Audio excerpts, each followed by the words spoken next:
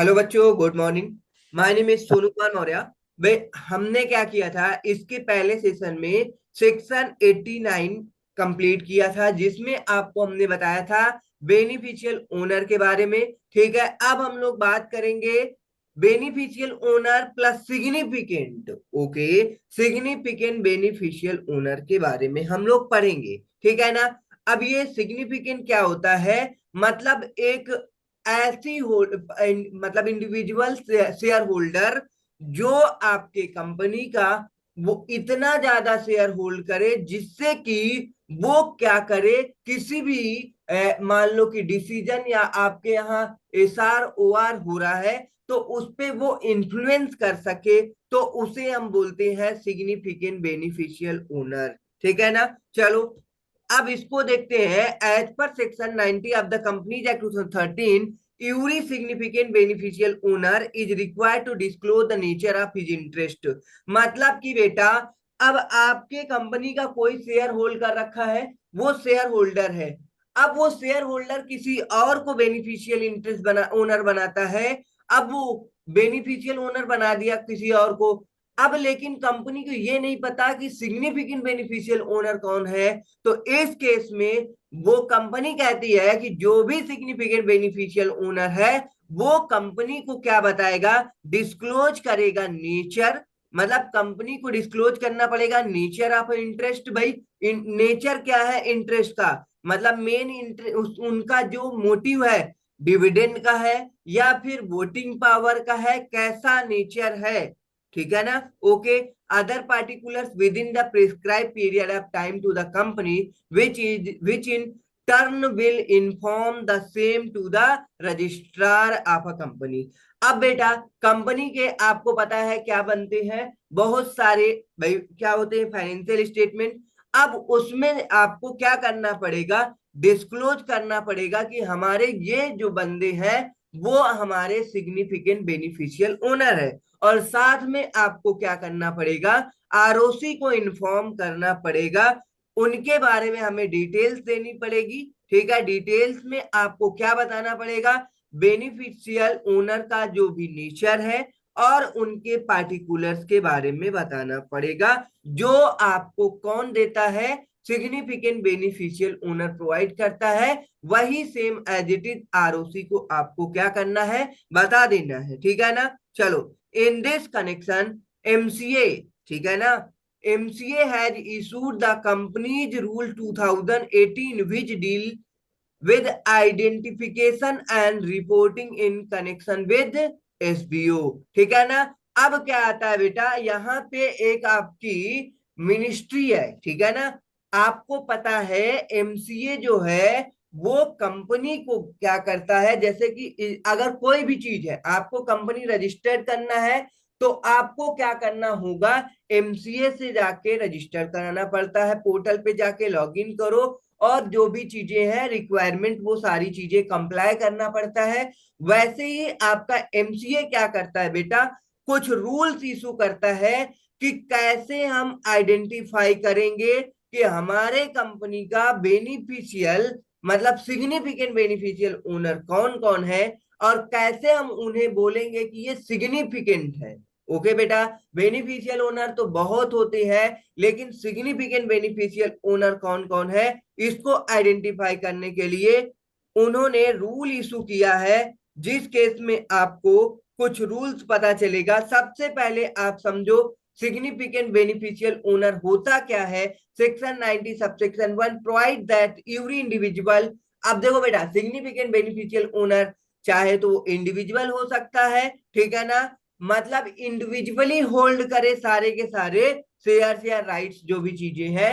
Who acting alone or together, या फिर together or through one or more person or trust including trust or and person resident outside India hold beneficial interest of less than 25%।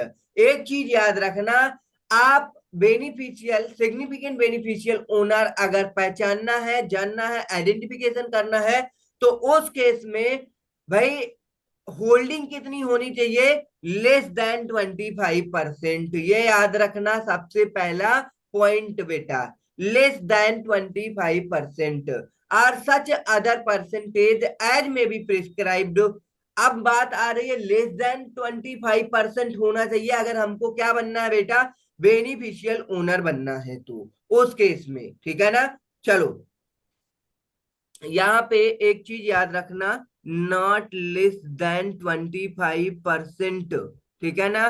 Hold beneficial interest, अगर आपका यहाँ पे देखो कह रहा है यूरी individual who acting alone or together, या तो वो अकेला या फिर एक साथ मिल करके, or through one or more person. अब वन आर मोर पर्सन में कौन कौन आ जाएगा भाई, पर्सन अच्छे से समझो। इसमें आपकी कंपनी आ सकती, कोई बॉडी कॉर्पोरेट, ठीक है, partnership firm, LLP, cooperative society, ये सारे पर्सन्स के डिफिनीशन में आते हैं। तो कोई भी हमारे साथ मिल करके अगर शेयर होल्ड करते हैं, or trust including a trust and person resident outside India. अब देखो बेटा एक चीज और याद रखना, मतलब पर्सन रेसिडेंट आउटसाइड इंडिया भी हो सकता है, ठीक है ना। उस केस में क्या होगा बेटा, होल्डिंग जो होगी, holds beneficial interest of not less than 25%। Okay बेटा, 25%, ये आप पॉइंट याद रखना, not less than 25%, such other percentage as में भी। अब बात आ रही है और कुछ और परसेंटेज आपको बताए जाएंगे जो कि in shares of a company or the right to exercise or actual exercising significant influence or control as defined in class 27 and section 2 over the company herein referred to in significant beneficial owner। मतलब बेटा सबसे पहली limit बताई गई है not less than 25%, तो holding जो होती है बेटा, या फिर और आपको अदर परसेंटेज आपको बताए जाएंगे। वो जरूरी नहीं है, वो तो या आपके शेयर से रिलेटेड हो सकते हैं या कंपनी के राइट से रिलेटेड हो सकते हैं, ठीक है ना। चलो आगे देखो क्या कह रहा है, shall make a declaration to the company. ये सारे के सारे लोग क्या करेंगे, कंपनी को डिक्लेरेशन देंगे, जिनके बारे में हमें अभी बताया बेटा। मतलब जो भी पर्सन है वो आपके होल्ड करते हैं शेयर्स नॉट लेस देन 25%, अकेले कोई इंडिविजुअल या फिर कोई आप वन आर मोर पर्सन, मतलब पर्सन में बहुत सारे, या फिर इंक्लूडिंग ट्रस्ट हो सकता है बेटा, या बंदा आपका आउटसाइड का हो सकता है, वो क्या करेंगे, कंपनी को डिक्लेरेशन देंगे, ठीक है बेटा। तो कंपनी क्या करेगी, स्पेसिफाई करेगी the nature of his interest and other particular in such manner and within such period of acquisition of beneficial interest of rights and any change thereof as may be prescribed. Okay बेटा, तो company क्या करेगी, specify करेगी nature of his interest and उनके particulars के बारे में, ठीक है। ओके बेटा, चलो in terms of rule 21H of the company significant beneficial owner rule 2018, the term significant beneficial owner in relation to a reporting entity means an individual, ठीक है बेटा। अब ध्यान से सुनो, significant beneficial owner in relation to a reporting entity means an individual referred। अब बेटा acting alone or together or through one or more person or trust possesses one or more of the following right of entitlement in the reporting company, ठीक है बेटा। चलो मतलब ये तो point ऊपर भी हमने बता दिया, इसका ये इकट्ठा दे रखा है। अब यहाँ पे देखो बेटा, आपको कुछ चीज ध्यान रखना है, ये सेकेंड पॉइंट पे, ठीक है ना। कह रहा है कि अब reporting company, entitlement in the reporting company that is the company in respect of which significant beneficial owner declaration is required to be filed, ठीक है बेटा। अब सिग्निफिकेंट बेनिफिशियल डिक्लेरेशन फाइल करेंगे किस केस में, ये फॉलोइंग केस है, अगर वो क्या करते हैं, होल्ड करते हैं। अभी ऊपर बताया गया ना बेटा कि कुछ आपको अलग से बताए जाएंगे परसेंटेज, ठीक है, कि कंपनी के आप क्या क्या चीजें होल्ड करते हो अगर उसके लिमिट से ज्यादा होल्ड करोगे तो आप क्या बन जाओगे बेटा, सिग्निफिकेंट बेनिफिशियल ओनर। और आपको क्या करना पड़ेगा, कंपनी को डिक्लेरेशन देना पड़ेगा, जिससे कंपनी आपका नेचर और आपके पार्टिकुलर्स को स्पेसिफाई करेगी। तो holds indirectly or together with any direct holdings not less than 10% of shares. Okay बेटा, ये देखो कह रहा है indirectly or together with any direct holding, ठीक है, not less than 10% of shares होना चाहिए, ठीक है। चलो, उसके बाद आपका आ रहा है holds indirectly or together with any direct holding not less than 10% voting power. या फिर आपका जो डिविडेंड है वो आपका नॉट लेस देन 10% है। तो इन तीन केस में आपको क्या करना पड़ेगा भाई, ये तीन आपके स्पेशल केस बन चुके हैं, जिसको आपको क्या करना होगा भाई, कंपनी को बताना पड़ेगा कि भाई हमारे ये सारे के अलग अलग मतलब ये बेनिफिशियल ओनर है, सिग्निफिकेंट बेनिफिशियल ओनर है, ठीक है। ओके,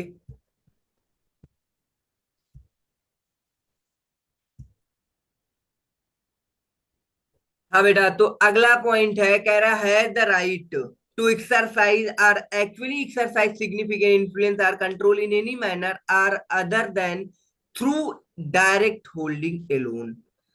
ये इन सिंपल वर्ड बोल रहा है बेटा, वही तीन पॉइंट जो हमने ऊपर बताया, 10% शेयर, 10% वोटिंग राइट, या फिर 10% से ज्यादा, मतलब ये सारे सारे जो लिमिट है 10% से ज्यादा ही है, ठीक है। डिविडेंड में आपका क्या है, बोथ डायरेक्ट या इनडायरेक्ट होल्डिंग है।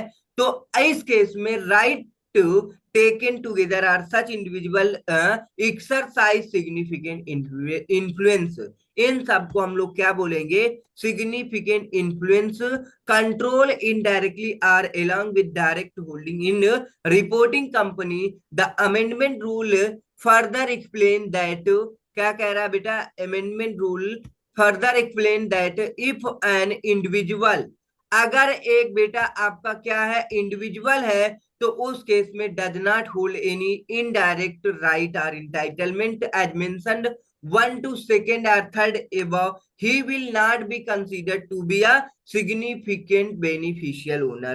अगर कोई भी बेटा आपका इंडिविजुअल है और वो ये तीन पॉइंट जो हमने आपको बताया वो तीन पॉइंट नहीं है उसके पास, तो उस केस में बेटा वो सिग्निफिकेंट बेनिफिशियल ओनर नहीं कहलाएगा। भले वो किसी कंपनी का 25% शेयर होल्ड कर रखा है ज्यादा, लेकिन ये तीन पॉइंट उस केस में नहीं है, तो उस इंडिविजुअल के केस में वो सिग्निफिकेंट बेनिफिशियल ओनर नहीं कहलाएगा, ठीक है। अब मेजोरिटी स्टेक है, अगर आपको पता हो होल्डिंग कंपनी की डिफिनीशन तो ये बहुत आसान है। कह रहा है कि कोई भी, मान लो मेजोरिटी स्टेक की बात आती है, holding more than one half of equity shares, या फिर more than one half of total voting rights, या फिर having the right to receive participate in more than one half of the distributable dividend. तो इस case में बोलेंगे majority stake है बेटा, ठीक है ना। डायरेक्ट इनडायरेक्ट शेयर होल्डिंग क्या थी बेटा, यहाँ पे देखो, अब ये डायरेक्ट इनडायरेक्ट शेयर होल्डिंग आपकी, the amendment rules provide that when an individual hold any rights or entitlement, कोई भी इंडिविजुअल पर्सन है बेटा होल्ड करता है कोई भी राइट या entitlement directly in the reporting company, the said individual shall not be considered as a significant beneficial owner. तो उसे हम क्या नहीं कंसीडर करेंगे, सिग्निफिकेंट बेनिफिशियल ओनर, ठीक है। कोई इंडिविजुअल होल्ड कर रखा है एनी राइट और इंटाइटलमेंट, ठीक है, रिपोर्टिंग कंपनी का, तो उसे हम क्या नहीं बोलेंगे बेटा, आपका सिग्निफिकेंट बेनिफिशियल ओनर नहीं बोलेंगे। अगर वो इंडिविजुअल है तो हमने जो ऊपर तीन केस बताया बेटा, वो तीन केस कंप्लीट होने चाहिए। An individual be consider to the hold right और entitlement directly in the reporting company, वो सेटिस्फाई करेगा फॉलोइंग क्राइटेरिया, तो इस केस में वो क्या बनेगा, बेनिफिशियल सिग्निफिकेंट बेनिफिशियल ओनर, ठीक है। कह रहा है फॉलोइंग क्राइटेरिया में आपका है the share in the reporting company representing such right और entitlement or held in name of such individual. ठीक है बेटा। ओके, मतलब जो भी शेयर्स है ये रिपोर्टिंग कंपनी के होल्ड किए गए हैं या राइट्स है वो इंडिविजुअल के नेम पे होना चाहिए। Individual hold or require a beneficial interest in the share of reporting company under section 89 has made a declaration in this required to reporting company. और वो इंडिविजुअल क्या करेगा बेटा, कंपनी को डिक्लेरेशन देगा, तभी हम उसे क्या मानेंगे, बेनिफिशियल ओनर या सिग्निफिकेंट बेनिफिशियल ओनर मानेंगे। ठीक है। डायरेक्ट एंड इनडायरेक्ट, अब ये डायरेक्ट होल्डिंग दे रखा, share holding when share holder is a body corporate, HUF, partnership, trust, pooled investment vehicle, ये सारी सारी व्हीकल ये क्या है, आपके इनडायरेक्ट शेयर होल्डिंग, ये तो हमने बता दिया बेटा। चलो, owners the reporting company to identify a significant beneficial owner and cause him to make a declaration. अब यहाँ पे क्या चल रहा है बेटा कि अब आपको आइडेंटिफाई करना है कि आपका सिग्निफिकेंट बेनिफिशियल ओनर जो कि डिक्लेरेशन देगा। ठीक है ना। The duty is one the reporting company to identify, reporting company की ड्यूटी है वो आइडेंटिफाई करे significant beneficial owner and cause such significant beneficial owner to make a declaration. और आपके सिग्निफिकेंट बेनिफिशियल ओनर क्या देंगे बेटा, डिक्लेरेशन देंगे। एज पर सब रूल 5 आपको section 90 read with amendment rule यूरी reporting company shall give notice in form BEN 4। ठीक है बेटा। जो भी रिपोर्टिंग कंपनी है वो क्या करती है, ए बिन 4 फॉर्म में क्या देती है, नोटिस देती है कि हमारे कंपनी का ये मेंबर, जैसे कि to any person whether or not a member of a company whom the company know as a reasonable cause to believe। ठीक है बेटा। अब बिन फोर इशू करती, नोटिस देती है कंपनी कि भाई ये हमारे सिग्निफिकेंट बेनिफिशियल ओनर है। ठीक है। चलो, to be significant beneficial of the company to having knowledge of the identity, अब उनके बारे में सबको पता है कि ये सिग्निफिकेंट बेनिफिशियल ओनर है। ठीक है। another person likely to have such knowledge to have the significant beneficial owner of a company at any time during the 3 years immediately preceding the date on which the notice is issued। Okay बेटा। चलो, ये 3 point आपको याद रखना है, company को बिन four देने पड़ेंगे। मेंटेनेंस ऑफ रजिस्टर, अब यहाँ आपको सिग्निफिकेंट बेनिफिशियल ओनर बता दिया। तो अब जो पॉइंट आपने सेक्शन 90 में देखा वो आपको यहाँ बताना है कि कैसे रजिस्टर मेंटेन करना होगा सिग्निफिकेंट बेनिफिशियल ओनर का। मेन तो यही था बेटा, लेकिन आपको क्या नहीं पता था, बेनिफिशियल ओनर नहीं पता था। फिर उसमें आपके बेनिफिशियल ओनर कौन कौन से सिग्निफिकेंट है, ठीक है, कैसे आइडेंटिफाई करेंगे, तो वो सारी चीजें आपको पता चल चुकी है। तो अब कैसे उनके रजिस्टर को मेंटेन किया जाएगा वो हम लोग देखेंगे। ठीक है ना। चलो, according section 92 90 subsection 2 and 90 subsection 3 read with rule 5 every company shall maintain a register of a significant beneficial owner in form number bin 3। Okay बेटा, आपको याद रखना है, आपने जो फॉर्म देखा है अभी तक एमजीटी फॉर्म 1 2 3 4 5 6 देखा। ठीक है ना।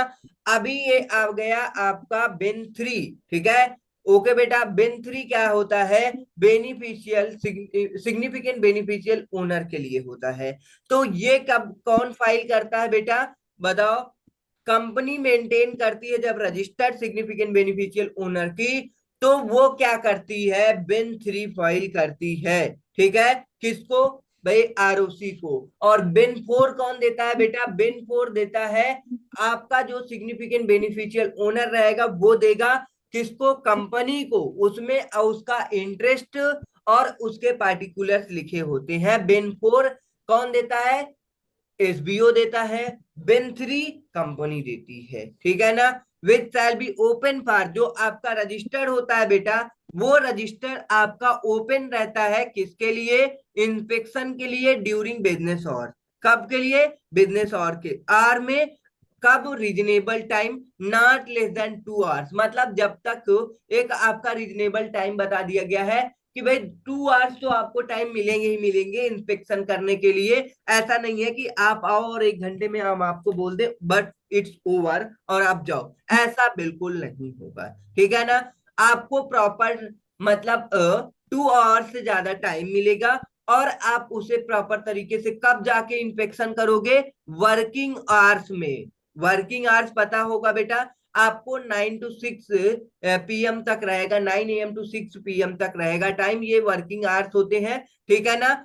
अब इस समय आप जाओ और अपने कुछ भी नॉमिनल फीस पे करो और इंस्पेक्शन कर सकते हो। अगर आपको कोई कॉपी चाहिए तो वो कॉपी भी ले सकते हो। ठीक है ना। चलो, स्पेसिफाइड बाय द कंपनी, जो फीस होगा बेटा वो कंपनी स्पेसिफाई करेगी, but not exceeding 50 rupees for each inspection. मतलब ऐसा भी नहीं है कि भाई इसको आप अपना बिजनेस बना लो और इंस्पेक्शन करने कोई आए तो इतना ज्यादा पैसा चार्ज करो कि वो इंस्पेक्शन ही ना करे। मतलब 50 रुपीज से ज्यादा आप इसे नहीं बढ़ा सकते, कम कितना भी कर सकते। It means up to 50 rupees ही इंस्पेक्शन की फीस होगी। चलो, अप्लीकेशन टू द ट्रिब्यूनल। अब बेटा यहाँ पे ट्रिब्यूनल को अप्लीकेशन क्यों दिया जा रहा है? द कंपनी सेल, अब कंपनी देगी, ठीक है बेटा, where that person fail to give the company. अब एक चीज पता है बेटा, बिन फोर, ठीक है ना, कौन देता है? जो आपके एसबीओ होते हैं, सिग्निफिकेंट बेनिफिशियल ओनर होते हैं, वो क्या करते हैं, कंपनी को बिन फोर देते हैं। ठीक है ना।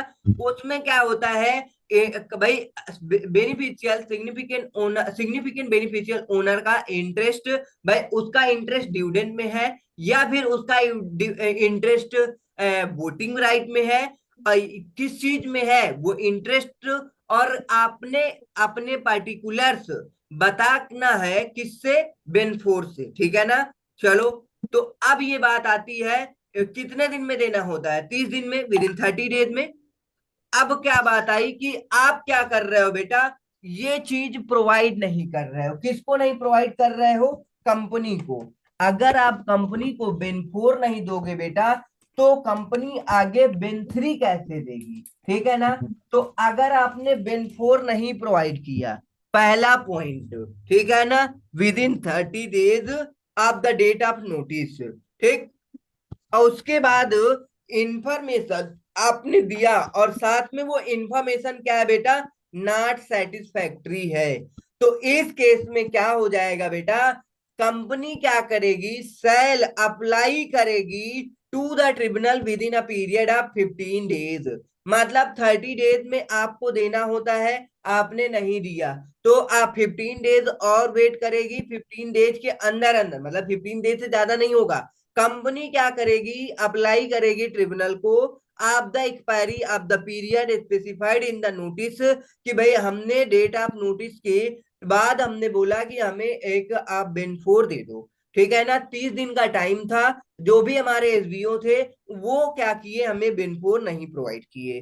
ठीक है। अगर प्रोवाइड भी तो किए हैं तो उसमें हम सेटिस्फाई नहीं है। तो अब ट्रिब्यूनल से शिकायत कर रही है बेटा, कौन कर रही है, कंपनी कर रही है, ध्यान से समझना। ठीक है ना। चलो, for an order directing that the share in question be subject to restriction. अब आपका ट्रिब्यूनल क्या करेगा, रिस्ट्रिक्शन लगा देगा। ठीक है ना।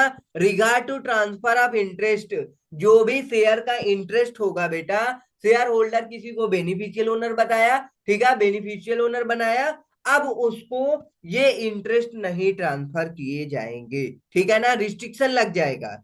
ओके। या फिर सस्पेंशन कर दिए जाएंगे, ऑल राइट्स, सारे के सारे राइट्स सस्पेंड कर दिए जाएंगे।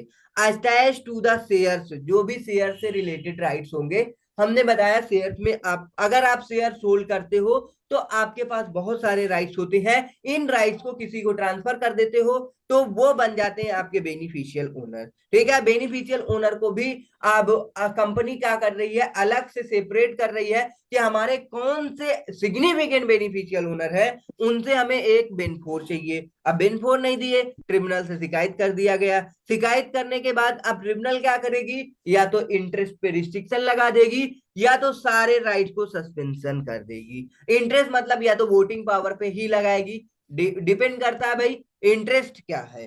मेन इंटरेस्ट उनका अगर वोटिंग पावर है तो वोटिंग पावर को रिस्ट्रिक्ट कर देगी कंपनी ट्रिब्यूनल, ठीक है। ओके, या फिर सारे के सारे राइट्स को रिस्ट्रिक्ट या सस्पेंशन कर दिया जाएगा। Okay, such other manner as may be prescribed, और ऐसा कुछ भी कर सकती है ट्रिब्यूनल, भाई उसकी मर्जी है, ठीक, जो भी उसको ठीक लगेगा। नोट नोट देखो बेटा, according to rule 7 the reporting company shall apply to the tribunal in accordance with section 90 subsection 7 for order directing that the share in question be subject to restriction including. ठीक है बेटा, ये point तो आपको समझ ही आ गया होगा। चलो आगे बढ़ते हैं। आगे देखो क्या दे रखा है आपका, restriction on the transfer of interest attached to the share in question. Okay बेटा, मतलब कहने का restriction on the transfer of interest attach to the share in question, ठीक है।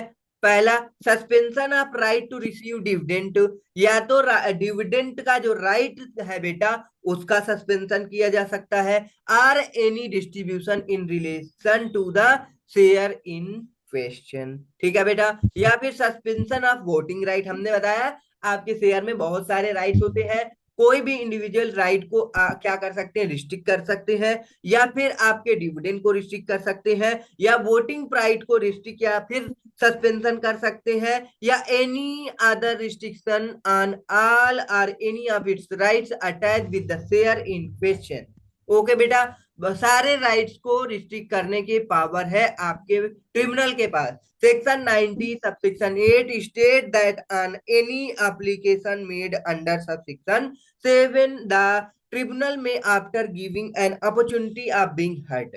एक चीज याद रखना बेटा, आपका जो ट्रिब्यूनल है सेक्शन 90 सबसेक्शन 7 में रिस्ट्रिक्शन या जो सारी चीजें लगा रहा है, वो सारी चीजें लगाने से पहले सेक्शन 90 सबसेक्शन 8 कहता है अपने जो भी सिग्निफिकेंट बेनिफिशियल ओनर है उनको opportunity of being heard provide कर दो, ठीक है ना। जब opportunity of being heard provide किए जाते हैं उसकी टाइम लिमिट होती है, अगर उस टाइम लिमिट में आपके जो भी सिग्निफिकेंट बेनिफिशियल ओनर है ट्रिब्यूनल को सेटिस्फाई कर देते हैं, किसको, ट्रिब्यूनल को बेटा। चलो अच्छे से देख लो यहाँ पे क्या कह रहा है, subsection 8 state that on any application made under subsection 7, जो भी एप्लीकेशन कंपनी सबसेक्शन 7 में की है ट्रिब्यूनल से, the tribunal may after giving an opportunity of being, मतलब ट्रिब्यूनल भाई एक्शन लेने से पहले अपॉर्चुनिटी ऑफ बीइंग हर्ड देगी उस पार्टी को जो भी कंसर्न्ड पार्टी है बेटा, ठीक है। Make such order restriction the rights attach with the shares with in a period of 60 days of receipt of application, मतलब कंपनी से एप्लीकेशन आया उसके 60 डेज के अंदर अंदर अपॉर्चुनिटी ऑफ बीइंग हर्ड दिया जाएगा, तभी आपका ट्रिब्यूनल क्या कर सकता है, कोई भी रिस्ट्रिक्शन सस्पेंशन लगा सकता है। जब तक वो 60 डेज में क्या नहीं करता बेटा, बोलो 60 डेज के टाइम लिमिट में अपॉर्चुनिटी ऑफ बीइंग हर्ड नहीं देता ट्रिब्यूनल, तब तक ट्रिब्यूनल कोई एक्शन नहीं ले सकता, ठीक है बेटा। चलो, day of receipt of application or such other period as may be prescribed according to section 90 subsection 9 the company or the person aggrieved by the order of the tribunal, मतलब company जो भी एग्रीव्ड पार्टी होगा, मतलब आपका significant beneficial owner होगा जिसके प्रति company action ले रही है, वो बेटा द ट्रिब्यूनल में make an application to the tribunal for explaining or lifting of the restriction, मतलब बेटा अब देखो बेटा, या तो कंपनी बोल सकती है, कंपनी को अगर मान लो सारे के सारे जो भी चीजें सेटिस्फाई करने थे वो आपका सिग्निफिकेंट बेनिफिशियल ओनर कंपनी को सेटिस्फाई कर दिया बाद में, ओके बेटा। या तो अब इस केस में कंपनी किसको एप्लीकेशन देगी, बताओ बेटा, एप्लीकेशन ट्रिब्यूनल को, या तो एग्रीव्ड पार्टी जो इफेक्टेड पार्टी है, जिस जो सिग्निफिकेंट बेनिफिशियल ओनर है, जो बाय मिस्टेक या कैसे भी बेन फोर नहीं फाइल किया या तो बेन फोर फाइल किया है लेकिन उसमें क्या है किसी भी प्रकार के आपके भाई सेटिस्फैक्ट्री नहीं है, तो उस वो एग्रीव्ड पार्टी बन जाएगा, या तो वो एप्लीकेशन फाइल करेगा किस पे, ट्रिब्यूनल पे, बोलेगा हमने जो भी चीजें थी अनसेटिस्फाई था वो हमने सेटिस्फाई कर दिया, अब हमारे राइट्स को जो आप रिस्ट्रिक्ट किए हो उसे लिफ्टिंग कर दो, रिस्ट्रिक्शन को हटा दो, place under section 90 subsection 8 within a period of 1 year from the date of such order. ठीक है बेटा, समझ में आया? मतलब 1 साल के अंदर ही ये काम हो जाना चाहिए।